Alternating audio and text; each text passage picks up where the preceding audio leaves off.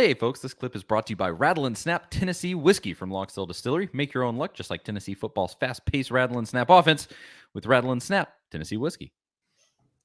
All right. We are back. I'm Charlie Burris. That is Zach Reagan. This is the A to Z Sports Big Orange podcast on a Wednesday midweek edition. And I mean, we got to say it. This one's a little bittersweet, Zach. And honestly, for a couple of different reasons. And I do want to mention this off the top. Obviously, we saw Zakai Zeigler last night, and we're going to talk about that. I think a lot of people probably watching this, judging off what I'm going to put as the thumbnail. That's probably why you're here. But I do want to mention Roger, one of the legendary figures in Knoxville sports radio, like truly one of the great personalities in that space, passed away yesterday. And he, I got my start in Knoxville radio that I ended up doing for years. I started at the Drive producing for Russell, and back then Richard Doherty. Love Rich, but Roger would call in every day like absolute clockwork, and he was such a sweethearted guy, and that's really sad. Really, prayers for his family, and that's tough. But just wanted to say that to start things off, because that was another tough part of yesterday, along with the Zakai news, was seeing that with Roger. But now we can get into Tennessee basketball. Last night played Arkansas, and it was going to be a tough game. I think Arkansas came in with a really bad game plan, even just from the jump. But early on in that game, so I was actually, I think this happened sort of with both of us, Zach. It sounded like. I had been at a little event, didn't get home until the game had already started for a little while, sat down 5 minutes after Zakai had ripped his knee or whatever. We actually don't know at the moment. Non-contact. He went down, cried on the floor. Just, I mean, absolutely brutal. Thompson Bowling Arena was stark silent.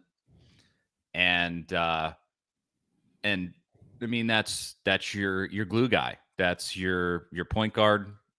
The heart of the team goes down and is likely, I mean, even if it's a bad sprain, is likely out for the rest of the season, because even that would take a minute to get back from. And the NCAA tournament's in 2 weeks. And the SEC tournament's, it starts effectively this week. A week from tomorrow, I guess, I think. I'm thinking correctly. If Tennessee ends up being a 5 seed, it would be a week from tomorrow. If they're a 4 seed, it would be a week from Friday. But I'll just throw it to you, Zach. Your thoughts off the top on this Zakai Zeigler injury. Well, it was kind of like the Hendon Hooker deal, where you took a second to process what exactly happened and what it might all mean. I mean, when it first happens, it's just shocking. It's like, oh my goodness, that's, like you said, that's what makes the team go, is Zakai Zeigler. And seeing him go down, you're immediately like, okay, this is really not good. Then you start thinking about, what does it mean for Zeigler? I mean, like you said, he's probably out for the rest of the year. We don't know exactly what's happened yet. Obviously, if you see that injury, everybody's first thought is an ACL. It's non-contact. There's a good chance that that's what it is. Maybe it could be a hyperextension or a sprain, like you mentioned. But regardless, it seems unlikely that he would return this season. And then if it is a more serious injury, you wonder how it impacts him moving into next season. I mean, if it's an ACL injury in February playing basketball, you can't assume he's going to be ready to go for next season. But as far as this season goes and the way that Tennessee finished that game, I had a bad feeling. I thought that game was going to go the opposite of how it ended up going. I mean, they kind of played some inspired basketball. Vestovi, took over, running the point, kind of like he did before Zeigler. Played 38 minutes, played really well. I mean, he kind of just put the team on his back and did what he had to do. And they just played pretty good basketball after that. But you do wonder, without Zeigler, how does that impact them long term? Because it's kind of easy to, not easy, but you expect to kind of have that adrenaline in the moment. Like, okay, that's our guy, that's our teammate. We want to go out there and win this game for him, while also being concerned for his health and what it means for him and his career and his future, more so than even what it means for the team. I mean, I'm sure that's their friend. That's who they they're around all the time. So I'm sure that was at the front of their mind more so than what it means for the tournament or anything like that, like maybe fans were thinking about. So to be able to go out and perform the way they did with all that on their mind was incredibly impressive, but it's hard to know what it means for the team moving forward.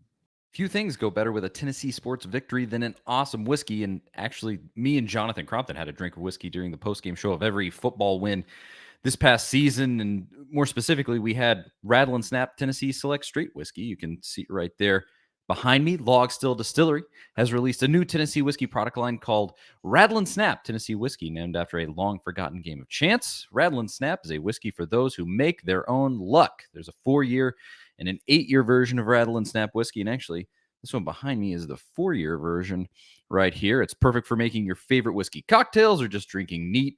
It's really great stuff. And I mean, you can see it there. The bottle looks great too. You can find Rattle and Snap right now in stores across Tennessee. And Rattle and Snap is also available in Kentucky, Indiana, and Mississippi. So run, don't walk to get yourself some Rattle and Snap whiskey. And follow Rattle and Snap on Instagram at Rattle and Snap Whiskey. That is Rattle and Snap Tennessee Select Straight Whiskey. I said it last night on Twitter. That was an incredible character win for that team. They just really stepped up in that moment and laid it out there for Zakai, and that was really honestly beautiful to watch. You could just tell they were playing so hard, leaving it go out there on the floor, and ultimately it ended up with them just blowing Arkansas out.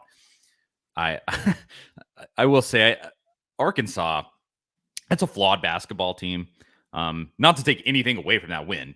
I think if Tennessee plays poorly, there's plenty of chance that they could lose that game to Arkansas. Like, don't get me wrong, they have solid basketball players there, but I was just kind of shocked at how badly they matched up. And I don't know. There's a lot to analyze there, and I haven't watched every Arkansas game all season, but I have watched a few, and they're just I don't know if it's poor coaching, just a poor makeup on the roster. It just doesn't gel exactly right. But hey, I mean, they almost beat Alabama the other night, so they can have great games.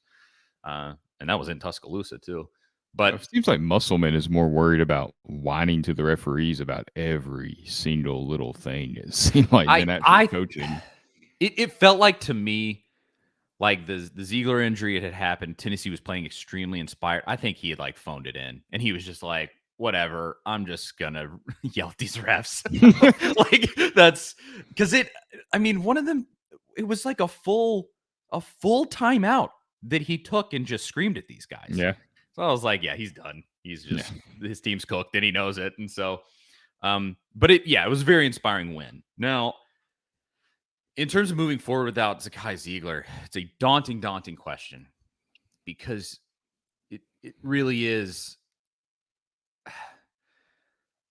You know, there are guys that can go out and you have pretty decent replacements. I mean, you saw Tennessee lost 2 players in Phillips and James, and then went and beat Alabama.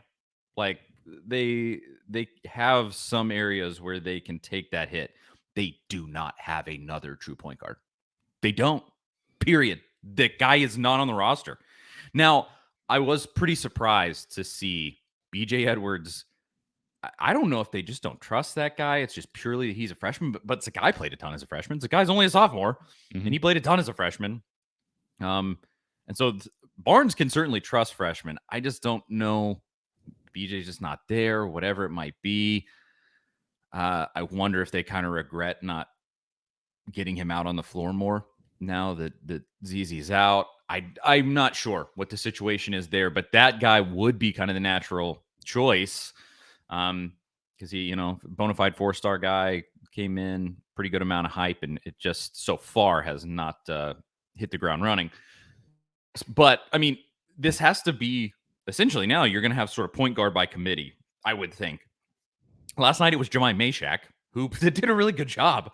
I do think that was probably partially due to Arkansas and just the way that they play defense. I mean, they were just letting Tennessee slash to the basket, get things right on the block, pass right out to open perimeter guys. I mean, they just weren't defending well, period. It was, I don't know what they were doing out there, but I don't mind that. Can he do it against an Auburn where they have Wendell Green, who is a speedy, speedy point guard, and can be pesky. That's where I get concerned because Wendell Green is extremely sporadic and they turn the ball over a ton and they're really sloppy. And so I think Tennessee's defense will probably be fine. They actually, with Zakai Zeigler out, they're actually lengthier on defense. Maybe not as quick and they don't have as good of hands guarding the top of the key. But I mean, ultimately on defense, Tennessee's going to get theirs. That's the way that this team is built. Yeah, but for sure. In terms of running the floor, I'm not sure. I don't know where they go.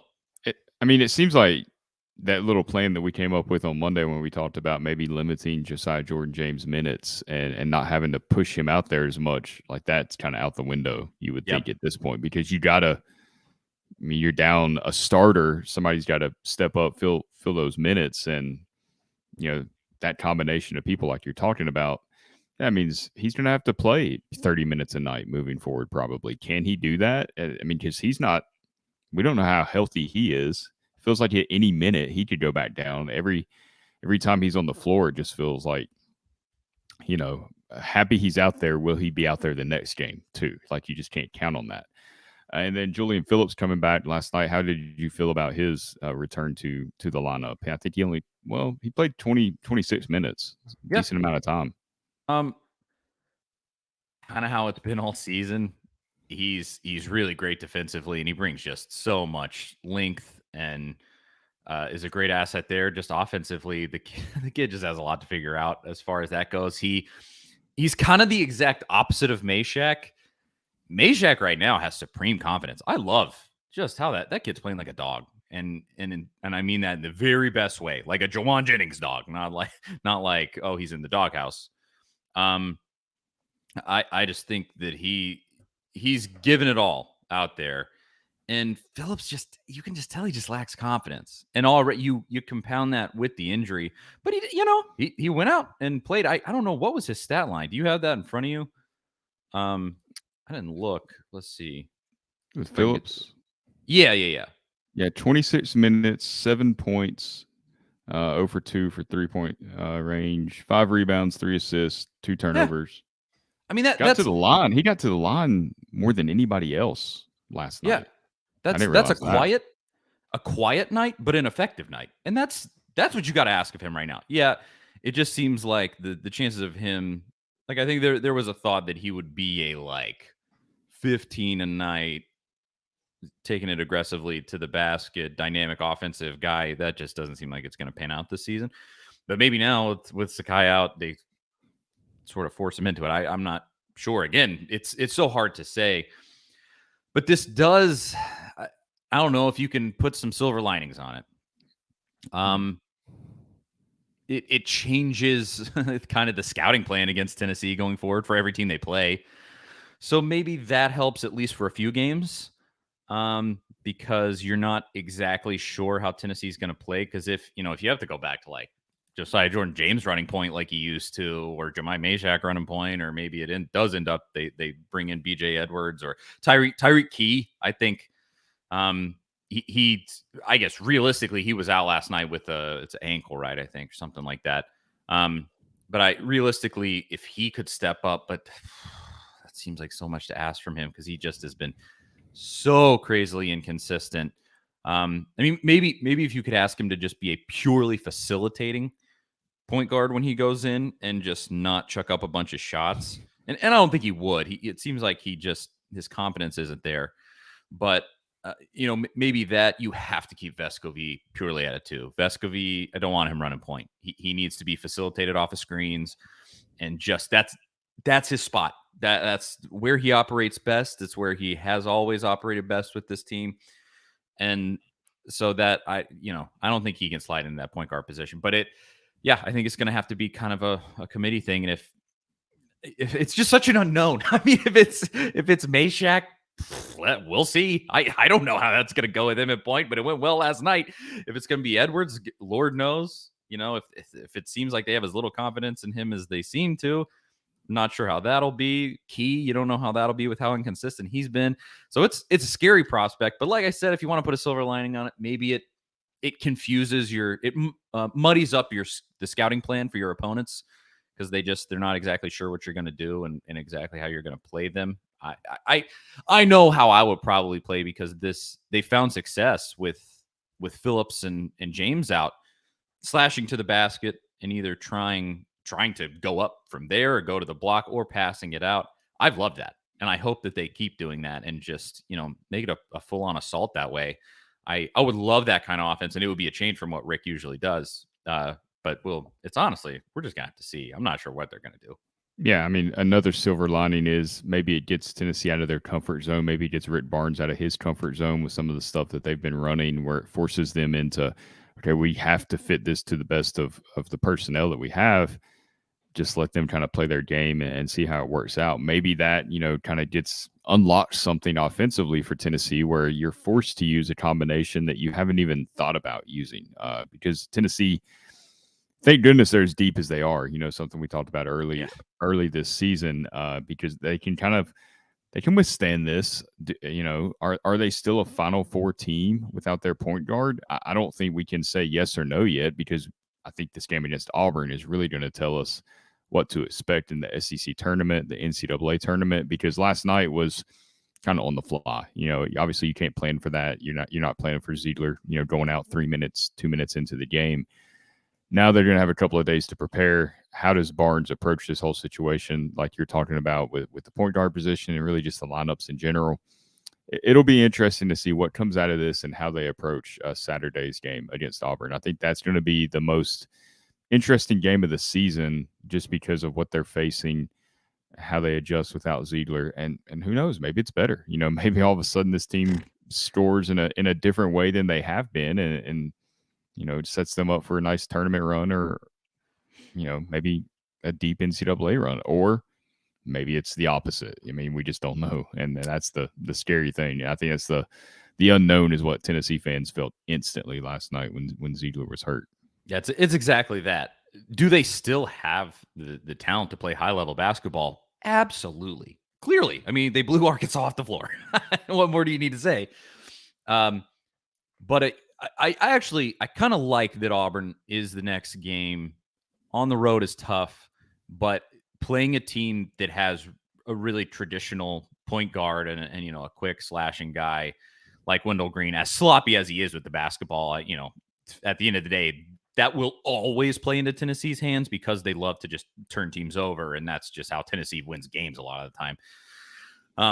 But I think it's a good start because they'll be able to test the water, and it's, I don't want to say it's no pressure because really, unless Missouri loses to LSU tomorrow, and it's at LSU, could absolutely happen, but unless Missouri loses to LSU, a double bye in the SEC tournament is on the line in that Auburn game. Now, if Missouri does lose, Tennessee, I believe it's over. Tennessee gets that 4th spot no matter how things shake out, and that would be great. But it's there's not a ton of pressure on that game. If you're a 4 seed in the tournament or a 5 seed, yeah, you have to play one more game, but it's nothing incredibly brutal. It's not like you're playing for an SEC championship or anything like that. But I think it's a good testing ground to kind of see how can Meshack play against a pesky, quick guard if he's the point guard, whoever it ends up being. Tyreek Key. I think I want to say Barnes talked about it. They're hoping to have Tyreek Key back for that Auburn game. And that would be good. And maybe he would be a little bit more of that traditional point guard there. And he's served in that backup role a lot this season. So that's fine.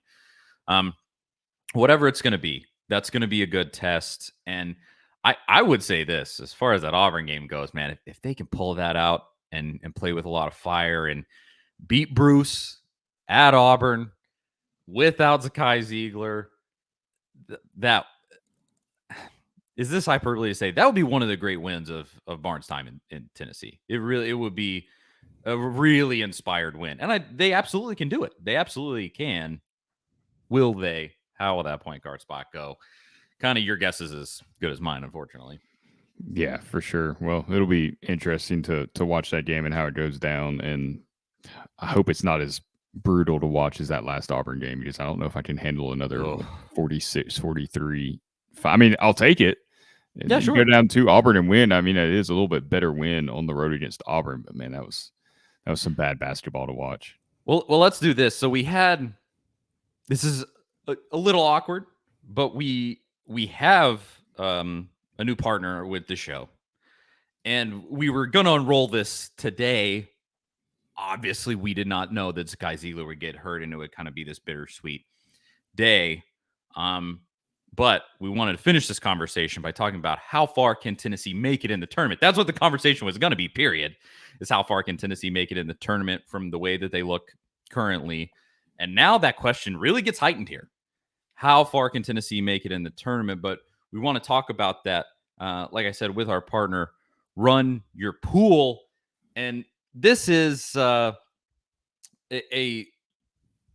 guess what would you say, competition. I was like, I'm searching for the word competition. It's not like I talk as a job. Nothing big there. It's right there on the copy too. It is a competition, much like your traditional bracket challenge is where I was going with it. And the madness is coming. We've teamed up with Run Your Pool to give you a chance to compete in a new bracket challenge. It's simple. Fill out your picks for all 63 teams in the tournament and get points for each pick that you get right. Run Your Pool is giving away prizes for all the top 5 finishers, and you get to compete against me and Zach. I mean, this is the real fun of it here. But the main thing that's really great about this, it is free to play. So all you have to do is just go sign up, fill out the bracket when that time comes. And here's what you got to do. Go to play.runyourpool.com/ATOZ. Play, PLAY.runyourpool, RUNYOURPOOL.com/ATOZ/A to Z. Go there, sign up, put in your picks, and it says the March 12th. I guess is that when the tournament starts. So obviously you have till March 12th to get that figured out. That seems soon. Is it? Man, it is that soon, isn't it? That's 2 weeks from now. That is how soon it is. Whew. But go to play.runyourpool/A to Z, and you can play against me and Zach and really everybody at A to Z. This is sort of a company-wide thing that we're doing. And I want to say, well, I don't want to say off the top of my head what all the prizes are, but I know they're like pretty sweet. So go and look. I don't want to promise anything that's not actually there. But go and check it out. Obviously, we'll be talking more about Run Your Pool as we get close to the tournament. This isn't going to be the last one. But with that said, and with Run Your Pool in mind, for the folks that are going to do Run Your Pool, Zach, how far do you think Tennessee can make it this year? Oh, man, I don't feel like I can answer that question until I see them play Auburn. I just don't. Right now, based on what we saw last night, I'd probably say, round of 32, they get knocked out because they don't have, their point guard, their emotional leader on the floor. So that could change though, based on what we see Saturday against Auburn. We'll come back to that. It is so hard to say with Zakai Zeigler being out. I mean, it makes this conversation infinitely more interesting, I guess. Tragic, but interesting, because it just throws such a wrench in what Tennessee can do and has done all season. They have, even without Zeigler, you saw last night, and especially with the landscape of college basketball this season, they have the ability to make a Final Four. I don't think that's even in question. This basketball, I mean, Purdue was like a bona fide number 1 team, and they've lost like 5 games in the last month. Like, just the wheels have come flying off. And you look across the rest of the landscape, like Houston lost to Alabama on their home floor. Well, Tennessee beat Alabama. So who really knows? And they beat Alabama without Josiah James and without Phillips. So this tournament is going to be absolutely wild. It's going to be all over the place. Tennessee can make a Final Four. Tennessee, this is so crazy to say, but I think it's 100% true. Tennessee could win a national championship without Zakai Zeigler. Do I think they will do that? There's a difference between they can and will they. Do I think they will do that? No. Not at the moment. Obviously, like you said, I think seeing how they play at Auburn, seeing how they play in the SEC tournament, there's going to be a lot that unfolds that probably changes that that view for us. But at the moment, I mean, it is there. I have no doubt that they can win going forward. But I just predict it wasn't last night, but against teams with a different defensive makeup than what Arkansas has, it's going to be a struggle to score the basketball. Probably more than it has been for the rest of the season, which is a scary thought because even with Zeigler, it was a bit of a trudge. So defensively, I think they're still going to win. Like I said, without Zeigler, they actually get more lengthy, honestly, which is pretty. It's not devastating like it is on the offensive end. But man, I'm honestly not sure. If I had to guess right now, I'll say they make the Sweet 16 at the moment, just because of how wild everything is in college basketball right now. But then just eventually, it just feels like they're going to run into a team with a top-notch point guard, and that's going to be a real problem. And maybe the Sweet 16 would be it. Maybe the Elite Eight's going to be it. Maybe the Final Four will be it. I don't know, but that just seems like that's where they're going to have some trouble. But how many of them are out there? I mean, you even look at like Alabama, who's going to presumably be the overall number 1 seed. Like, they don't have a good point guard. Quinterly is what hurts them. That's probably their biggest weakness in their starting five. So I'm not sure exactly how it'll unfold, but I'll say Sweet 16 as of right now. And we can obviously reassess, but go to Run Your Pool, play.runyourpool.com/ATOZ and sign up there and then play with me and Zach and everybody else at A to Z. Compete against us for prizes there with Run Your Pool. And for this basketball segment, this is going to be it. But Zach and I are also going to do a segment about the NCAA news with Tennessee that came out yesterday with everybody from Pruitt's staff getting a show cause. We're going to talk about that too. But that's going to be a whole different segment. And so that'll go up. This is going to go up on Wednesday. The segment about the NCAA stuff will go up on Thursday. Go check that out there on the A to Z Sports YouTube channel, A to Z Sports Nashville.